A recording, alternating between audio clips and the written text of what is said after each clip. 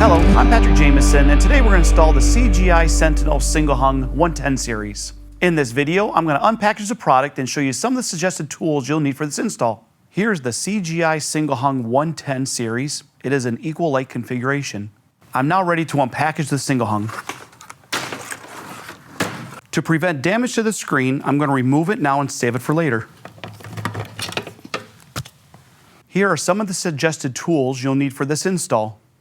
Starting with the right size level, impact screw gun, tape measure, razor knife, balance hook tool, glass cup, and the appropriate sealant. To recap, I've now showed you some of the suggested tools you need for the install, and I've unpackaged the single hung. In the next video, I'm going to show you the best practices of how to install this window.